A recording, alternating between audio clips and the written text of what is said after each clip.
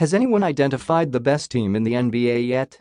Asking for the Warriors. There was this popularly held vision and notion since opening night that the two-time defending champs, stacked once more, would use most, if not all of the season to confirm the suspicions. But the record and place in the standings say otherwise, and so do the Toronto Raptors, fresh off a 20-point smackdown of the Warriors on the road and without Kawhi Leonard. So here we are, raising the question. In somewhat of an early season surprise, the NBA penthouse seems muddled and perhaps crowded beyond the occupancy limit, with a half-dozen teams claiming to a degree that they belong somewhere in the conversation. As the NBA creeps toward Christmas Day to signal the unofficial "let's start taking it seriously" season, there is confusion surrounding the issue of exactly who Goliath happens to be. Understand that, in the big picture, this is very much a now thing. Meaning, it doesn't really matter for another few months. Eventually the truth shall set our confused minds free. Just consider this a curious and necessary checkpoint, if nothing else. In the East, the Raptors have held it down for weeks now and boast the best record in the league, yet they're also 0-2 against the stubborn Bucks, nipping at their sneaker heels.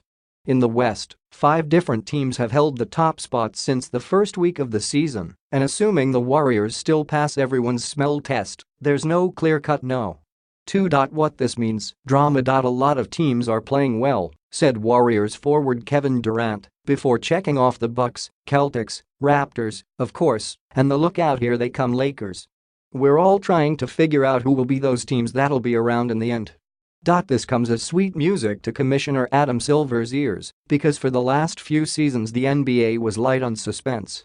Both casual and hardcore fans sighed each October and wondered how many games the Warriors would need in the finals to wrap this up in June. Yes, some of those seasons offered up a few detours, such as the recharged Rockets last year and the LeBron James rescue act in Cleveland. But all signs pointed toward the expected finish. And that still could be the case once the Warriors find the cure for boredom, or whatever is preventing them from flexing on everyone at the moment. Steve Kerr senses his team is fine for the most part, but others are anxious for a changing of the guard. We're now in a place where we're defending a title and defending sort of a mantle that we've had for several years, and it's a different vibe, Kerr said. It's a different feeling than when you're on the climb like Toronto is, like Milwaukee is, like we were a few years ago. It's a different feeling, it's a different vibe. It's harder to get up for each game, and so there are certain nights where you can just feel it. You don't have that energy, and if you played in the NBA, you've coached in this league, you understand it. If you've followed it closely, you understand that. It's not an excuse, it's just reality.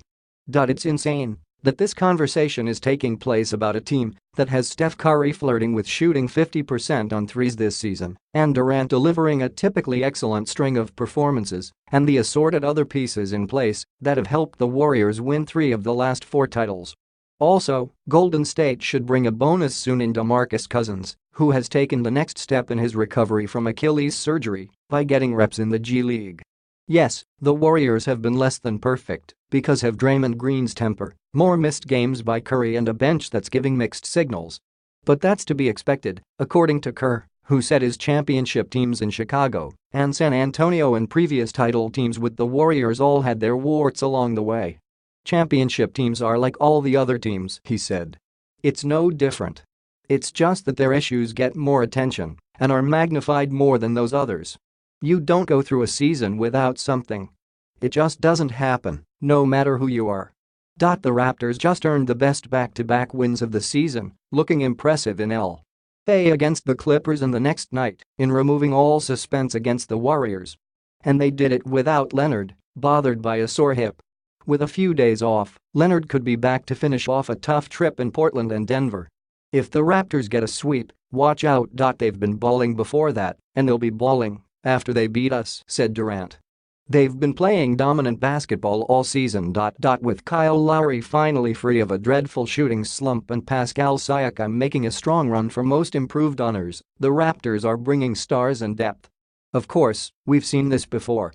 Just last season, as a matter of fact, from a Toronto team that won 59 games, then wobbled through the playoffs before LeBron crushed their hearts yet again, leading to the departures of coach Dwayne Casey and franchise face DeMar DeRozan. Which means, until the Raptors do this in May and possibly June, there's nothing special to see here. Anyway, Toronto has its attention on the rising Bucks, and Indiana finally getting Victor Oladipo back from a knee issue, and the Celtics figuring things out soon, not to mention the enigmatic but talented Sixers. Out west, LeBron is rolling up MVP quality numbers yet again, weeks before he turns 34, and the Lakers are shaking off their early season kinks. They still need to get Brandon Ingram back from a bad ankle sprain and Rajon Rondo from a bum wrist, and then attempt to make a Christmas Day statement against the Warriors in Oakland, a game that could be for first place. The Nuggets were the flavor of the month until hit suddenly with Gary Harris's strained right hip that could bench him until New Year's Day and Paul Millsap's broken toe that is him sidelined up to 6 weeks. Still, they're refreshed after 3 days off and primed for an interesting tip Friday against Oklahoma City, where the Thunder are playing the best defense in basketball and Paul George is getting as many touches as Russell Westbrook and, frankly, doing it more efficiently. It's all refreshing now, this sudden splash of suspense and constant movement near the top of the league, and at least for now, some slippage by the Warriors. That's how it rolls sometimes, said Durant. We just try to move forward. Here's the bad news for the rest of the NBA, he didn't seem or sound too worried about that.